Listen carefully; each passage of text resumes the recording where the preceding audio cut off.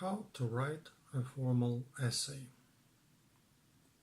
The term formal essay probably makes many people think of high school or college writing classes, but formal essays have many practical uses outside the classroom.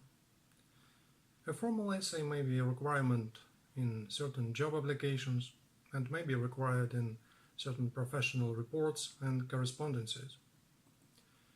Writing a formal essay requires an understanding of how to structure the essay, how to present it on a page, and how to write in a formal writing style. A formal essay also requires a strong vocabulary and may require some research skills. An essay may be persuasive, analytical, critical, or expository, depending on the subject and parameters of the essay. Learning how to write a strong formal essay can help you excel in your academic career and your professional career. Here are 4 methods of writing a formal essay. The first method: choosing an essay topic. Step 1. Brainstorm possible subjects. Brainstorming is one of the most common methods of topic formation. It allows you to explore multiple possible topics without committing to any of them until you decide what will work best for you. Set a timer. Choose a time span that will allow you to cover a lot of ground, but not so large a time span that you find yourself feeling lost and aimless. 5 to 10 minutes is generally a good starting point. Write down any ideas for topics that come to mind. Try to come up with as many ideas as you can and jot them down as quickly as possible. You want to have a large list to work with. When the timer goes off, review the list you've completed. Look for any patterns or recurring themes in the subjects that you've written down. Step 2. Choose a topic. Your topic should be a subject that is interesting to you, since you want to be able to write about it at length. If you are writing an essay for school, be sure that your topic fits the assignment you've been given. Choose a topic that you can write the most about. If you had multiple items in your brainstorming session that are all related to a central issue or theme, it's a good sign that you will be able to write a lot about that issue.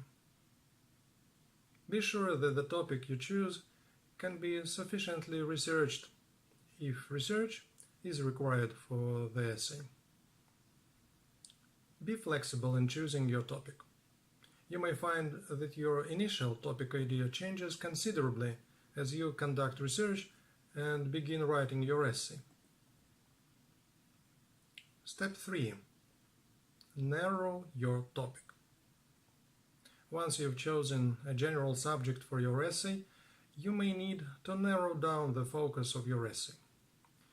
You don't want a topic so broad that it will take 100 pages to adequately cover the subject matter, but you also don't want a topic so narrow that the subject will be exhausted in 1 or 2 pages.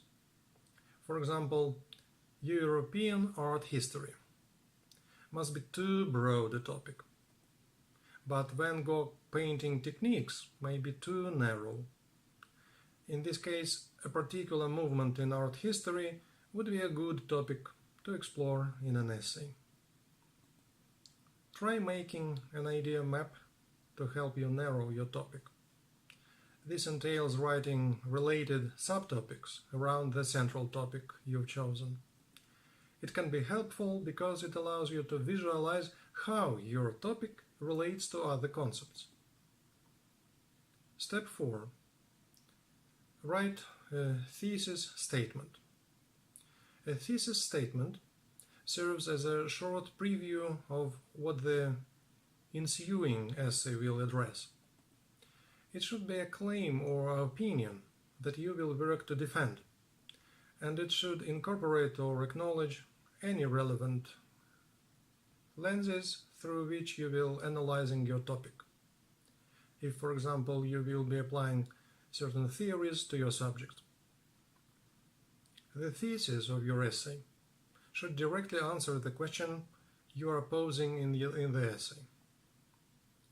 Choose a thesis that is highly debatable or contestable. If your thesis is simply a statement that anyone else who's done the necessary reading would agree with, you will need to rework your thesis to stake out a stronger opinion. A strong thesis should address some issue that is important to you or within your field of study. It may be helpful to think about what possible questions arise naturally from the topic you've chosen.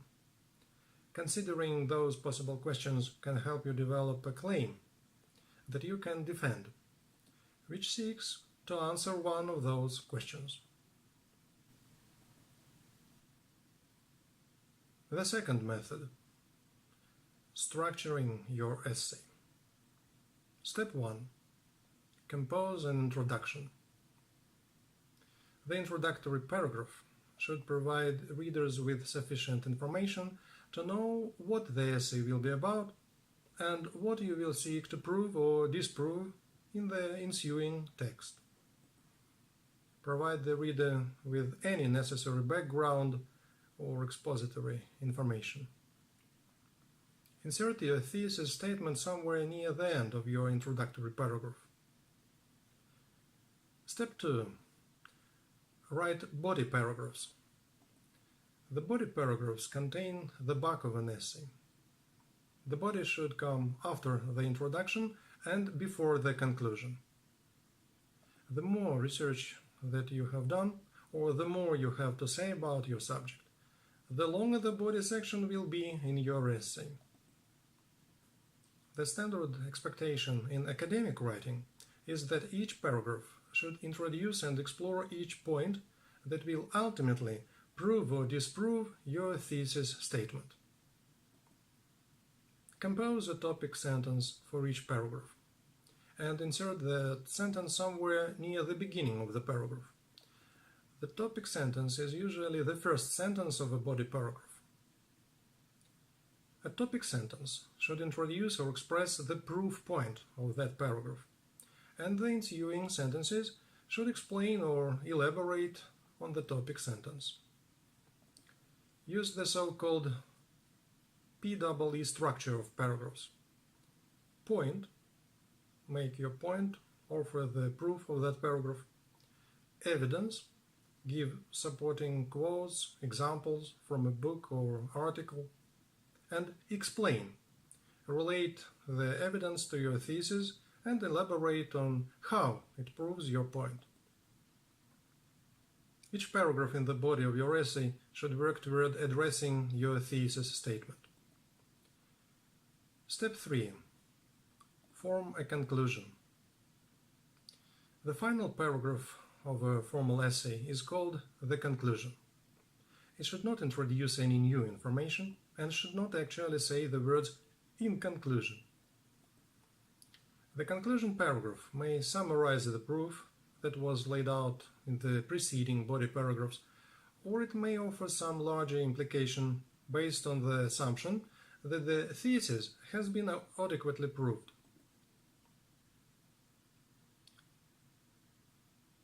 The conclusion paragraph may summarize the proof that was laid out in the preceding body paragraphs, or it may offer some larger implication based on the assumption that the thesis has been adequately proven.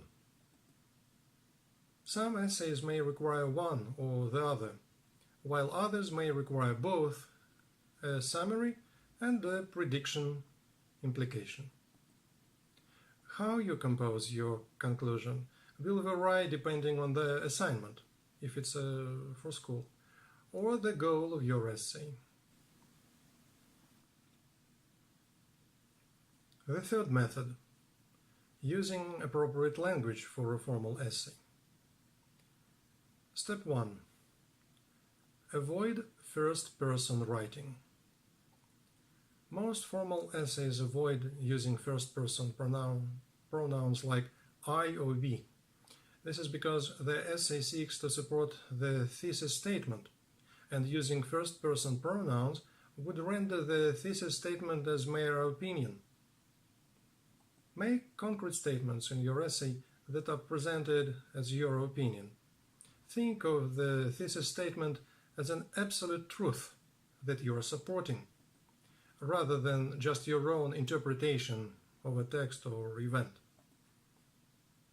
Step 2. Use formal vocabulary. A formal essay should not use slang or informal words or phrases. Think of a formal essay as a professional or academic piece of writing, and make choices appropriate for the audience that might be reading a professional academic essay.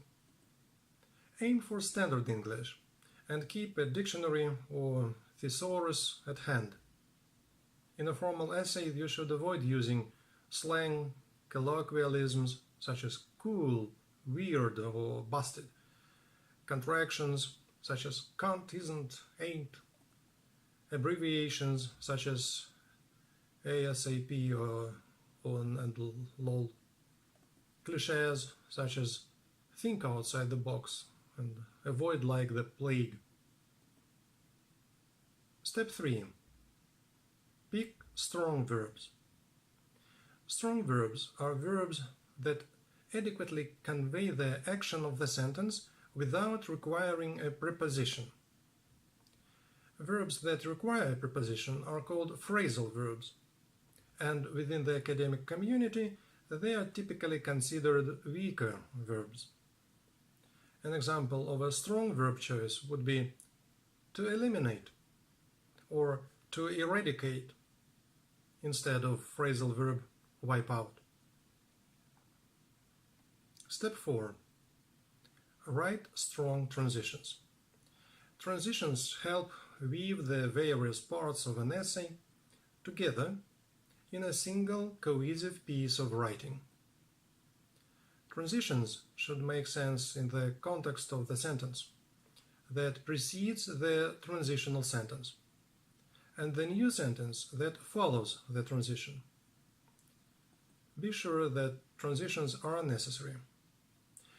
If a transition feels forced and the sentences before and after the transition are still on the same subject, you most likely do not need a transition. Common transitional phrases include in contrast and on the other hand, as these signal an acknowledgement of the previous sentence while simultaneously segueing into a sentence that will shift focus. Step 5. Eliminate redundant words and phrases. A strong formal essay should avoid using any unnecessary words or phrases, including words that repeat what has already been said. Some examples of redundancies include past histories and new innovations. In both examples, the adjectives past and new are redundant, because histories implies the past and innovations implies something radically new. Comb through each sentence in your essay and assess whether each word is necessary to communicate your intended meaning. The fourth method. Formatting your essay. Step 1. Choose a standard type. Formal essays should be typed on a computer, which means that you have access to a range of font types. Choose a serif font, as those font types are generally easier to read. Common serif fonts include Times, Times Roman, and Times New Roman. Use 12-point font size throughout the essay. Step 2. Use correct spacing.